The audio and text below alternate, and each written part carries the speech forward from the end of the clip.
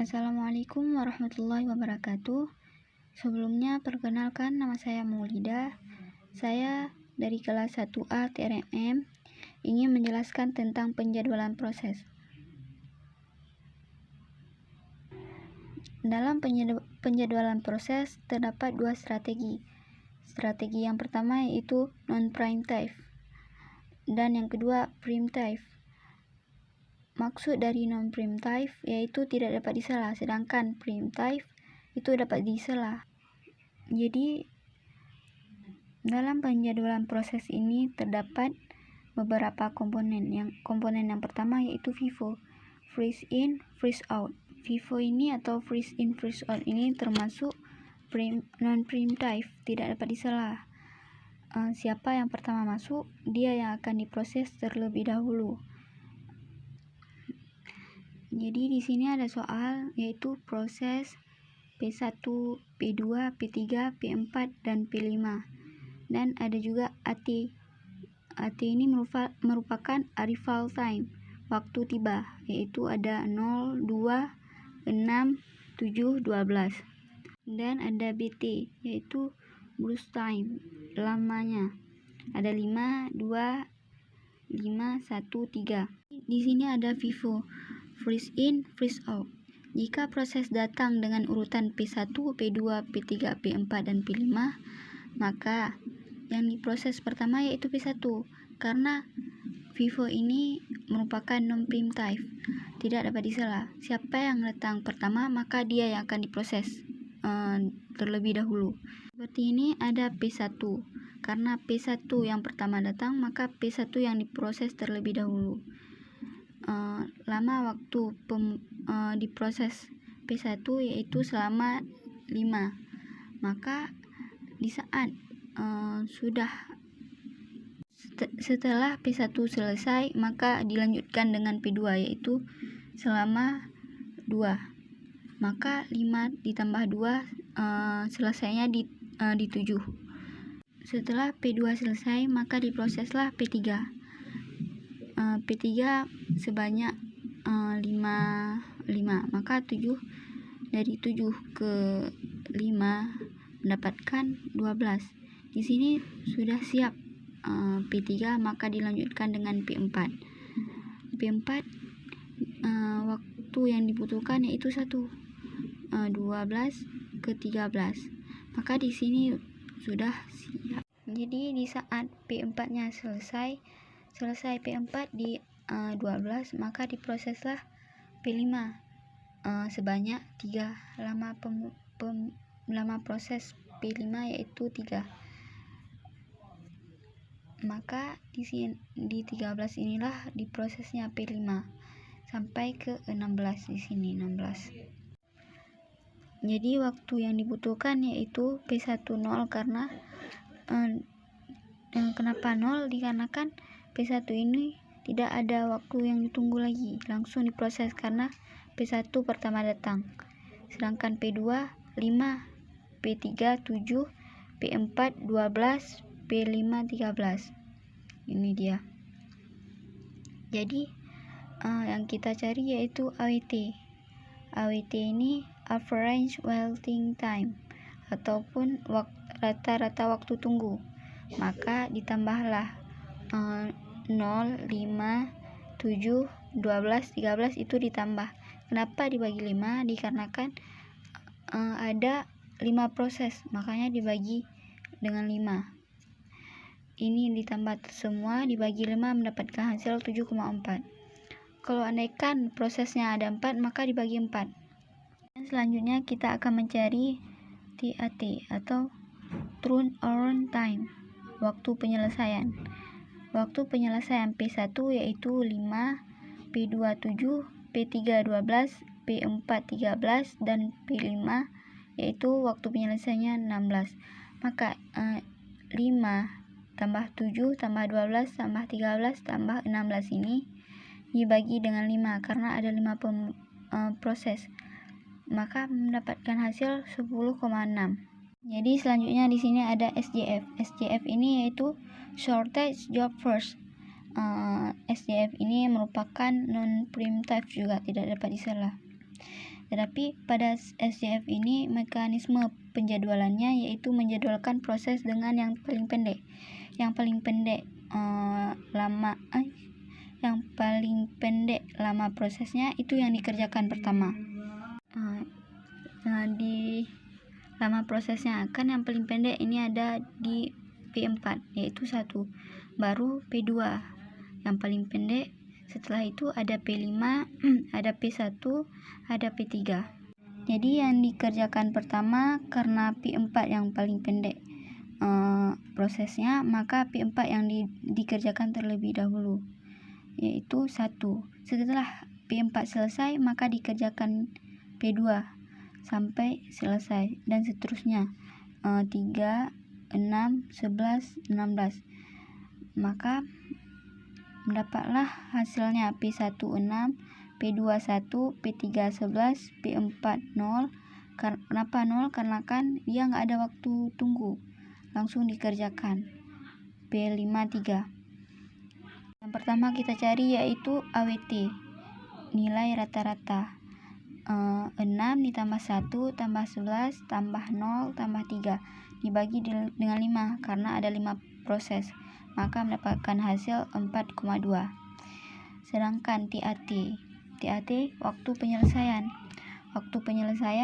kan P1 selesainya di 1, sedangkan P2 selesainya di 3, P5 selesai di 6, dan P1 selesai di 11, P3 selesainya di 16.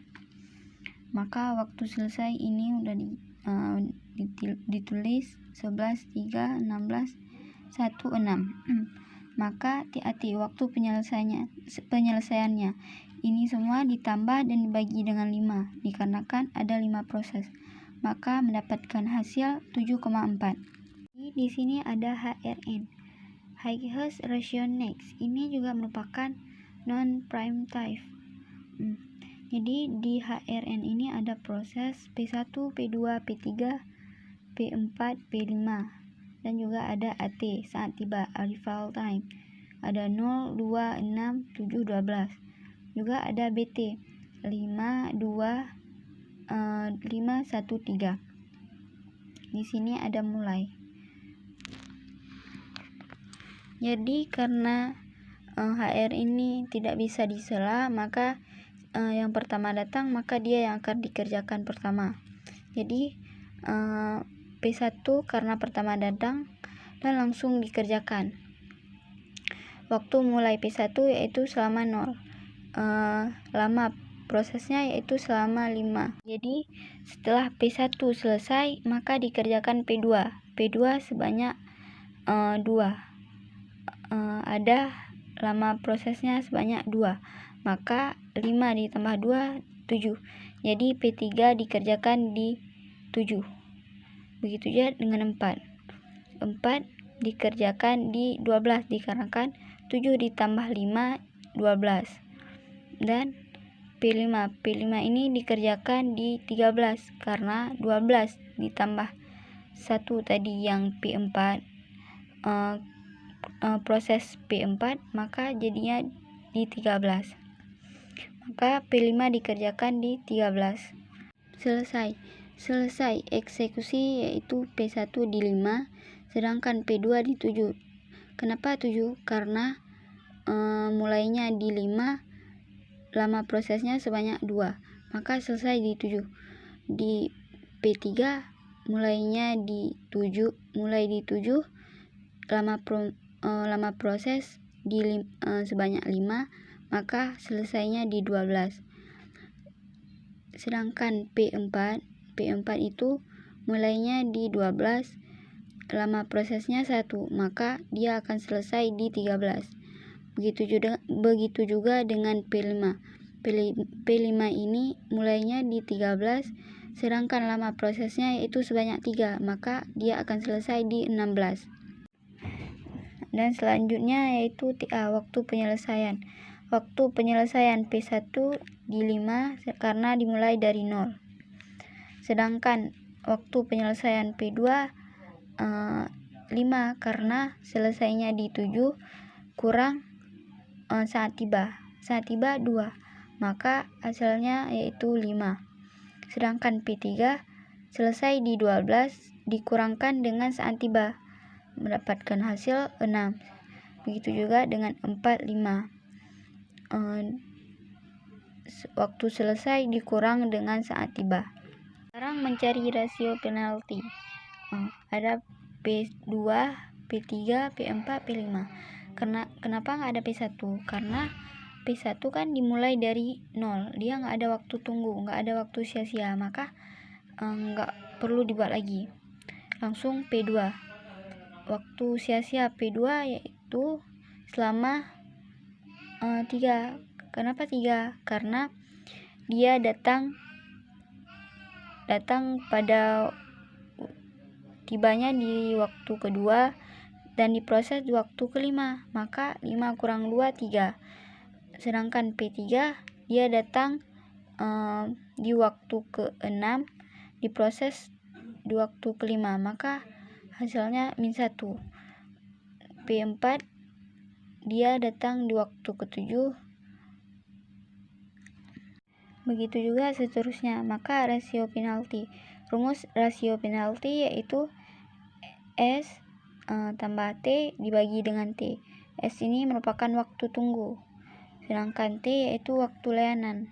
Maka waktu yang sia-sia ini ditambah dengan waktu layanan. Waktu layanan P2 yaitu 2, maka dibagi dengan 2 mendapatkan hasil 2,5. Begitu juga dengan P3. P3 -1 ditambah 6 dibagi dengan 6, dibagi dengan waktu layanan dia, maka mendapatkan hasil 0,8.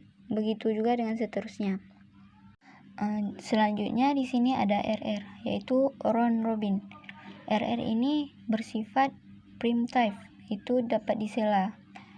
Jadi jika kuantum habis dan proses belum selesai, maka proses tersebut dapat dialihkan ke proses lain. Sama juga dengan jika kuantum belum habis tapi prosesnya telah selesai, maka proses tersebut bisa juga diakhiri dan dialihkan ke proses yang lain. Contohnya di sini ada P1, P2, P3, P4, P5, P1, P1 lagi, P3 lagi. Kenapa? Karena kan di sini saya memakai dengan kuantum 4. Jadi di saat P1 yang kan P1 dia ada hasil 5. Jika dikerjakan kuantumnya kan 4. Ada sisa 1. Maka bisa disela, diganti dengan bisa diproses P2 terlebih dahulu baru nanti dilanjutkan kembali. Jadi P1 dikerjakan terlebih dahulu, sisanya baru dilanjutkan setelah P5 selesai. Begitu juga dengan P3. P3 sisanya 1, maka diselesaikan terlebih dahulu 4, baru nanti dilanjutkan kembali. Jadi di sini menghitung waktu tiap proses. Proses P1 waiting time-nya yaitu 0 karena dimulai dari 0, selanjutnya ditambah dengan waktu penyelesaian terakhir dikurang dengan penyelesaian pertama yaitu 10. P2-nya waiting time yaitu di 4, P3 15 dikurang 6, waktu mulai P3 terakhir dan dikurang dengan ketika mulai pertama, hasilnya 9. P4 waiting time-nya di 10 karena mulai di 10. P5 waiting time-nya di 11 karena dimulai dari 11. Di situ selesai semua. Kecuali di P1 sama P3, dia kembali diproses karena kuantumnya habis di sini. Dari AWT-nya yaitu 10 ditambah 4 tambah 9 tambah 10 tambah 11 dibagi dengan 5 karena ada 5 proses, maka hasilnya 8,8. Di sini penyelesaian TAT, waktu penyelesaian, mencari waktu penyelesaian. P1 waktu penyelesaiannya 10. Waktu waiting time-nya yaitu 10 ditambah dengan 5. Waktu BT ini, boost time ini, maka hasilnya 15. Sedangkan P2 yaitu waiting time-nya 4 ditambah dengan 2 menghasilkan 7, hasilnya 7. Sedangkan P3 9, waiting time-nya 9 ditambah dengan 5 hasilnya yaitu 14. 4 ini yaitu waiting time-nya 10, sedangkan BT-nya 1. Jadi hasilnya 11. P5 waiting time-nya 11 ditambah dengan 3 yaitu hasilnya 14. Sekian dari saya. Lebih dan kurang saya minta maaf. Assalamualaikum warahmatullahi wabarakatuh.